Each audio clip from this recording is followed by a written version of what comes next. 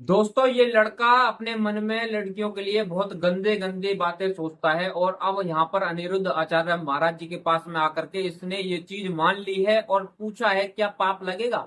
अगर मैं किसी के बारे में किसी के भी बारे में कुछ भी अपने मन में गलत सोचता हूँ तो क्या मुझे पाप लगेगा। और यहाँ पर जो है अनिरुद्ध आचार्य महाराज जी ने इस बात का जवाब देते हुए क्या बोला है वो अभी मैं आपको सुनाऊंगा। आप पूरा वीडियो देखना, उसके बाद अपनी जो है कमेंट बॉक्स में राय जरूर रखना, क्योंकि ये वीडियो है रिलेटेड। आजकल हर व्यक्ति किसी ना किसी के बारे में गलत सोचता ही है, चाहे वो मन में ही क्यों ना हो। और लड़कियों के बारे में भी बहुत सारे लोग गलत सोचते हैं मन में, चाहे वो सड़क पर देख करके सोचे या पर कहीं और देख करके सोचे, पार्क में देख करके सोचे, स्कूल ऑफिस क्लास कहीं पर भी। तो इसका जवाब आपको आज अनिरुद्ध आचार्य महाराज जी के द्वारा मिल जाएगा। सबसे पहले आप ये वीडियो सुनिए। राधे राधे गुरु जी। जी। कैसे हैं आप? अच्छी। गुरु जी, जैसे मन में किसी के प्रति सोचने से पाप लगता है। हाँ, आपने किसके बारे में सोचा? ऐसे ही मतलब अपने आप आ जाता है। किसके बारे में? कोई भी सत्संग या कोई भी उनके कार्य को देख के। सोचने से भी पाप लगता है। जैसे कोई स्त्री अपने पति के होते हुए पराये पुरुष के बारे में सोचे गलत, तो पाप है कि नहीं?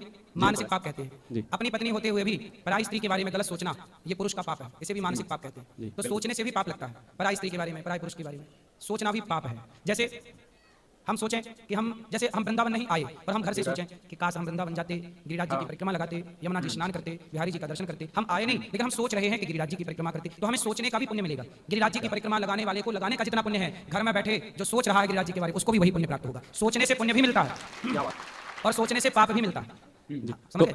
न चाहते भी मन में अपने आप आ जाता है। कोई बात नहीं, विचार हैं, ये तो थॉट हैं, आते हैं, जाने दो जाने दो ना। अच्छे विचारों को पकड़ लो, गलत विचारों को जाने दो। जी। क्या डर लगता है मतलब हजारों किसी विचार रोज आते हैं सबके दिमाग में। इस धरती में ऐसा कोई नहीं है जिसके मन में बहुत विचार ना आते हो। जी। हर घंटे हर मिनट विचार बदलते जी। हैं। कोई बात नहीं, अच्छे विचारों पे अमल करो, बाकी विचार आएंगे जाएंगे आएंगे जाएंगे। और मन का विकार कब खत्म होगा? कभी नहीं होगा। किसी में ताकत नहीं है इस धरती में कि मन के विकार को खत्म कर सके। जी। हाँ, भगवान का चिंतन नाम जब करोगे, कथाएं सुनोगे तो कंट्रोल रहेगा। जी। जैसे दवाई लेते रहने से ब्लड प्रेशर और डायबिटीज कंट्रोल रहती है ना, उसी जी। तरह भगवान नाम का, कथाओं का आश्रय लो तो कंट्रोल रहेगा मन और आपका कल्याण हो जाएगा। आप सोचो कि मन को जीत लूं, तो फिर बहुत साधना है। हम ये नहीं कहते कि जीत ना पाओगे, लेकिन वो बहुत कठिन है। कठिन हो तो जाएगा। अब वो कठिन कार्य है, सत्संग से ही संभव होगा, जी। ध्यान से संभव होगा। और गुरु जी मतलब जो आप गुरु मंत्र दिए हैं, मतलब हर समय श्रीमनारायण श्रीमनारायण बोलते, थोड़ा सा कठिन लगता है। जैसे राधा नाम जप करे तो श्रीमन नारायण में जो श्री है, जी। श्री का मतलब क्या हुआ? राधा है, लेकिन श्री जी, राधा राधा जब क्या दिक्कत है? जी क्या मन में दोनों चले, जैसे राधा नाम राधा राधा जपो, जी। पर श्रीमन नारायण में जो श्री है वो राधा ही है।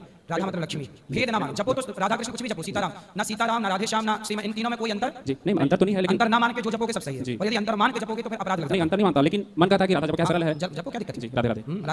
तो दोस्तों, यहाँ पर आपने सुना किस तरीके से अनिरुद्ध आचार्य महाराज जी ने इस चीज का जवाब दिया है कि भाई अगर आप किसी के बारे में मन में गलत सोचोगे तो उसका भी पाप लगेगा, और बिल्कुल लगना भी चाहिए, क्योंकि अगर हम किसी के बारे में गलत सोचते हैं तो भाई पाप लगना चाहिए, लगता भी है।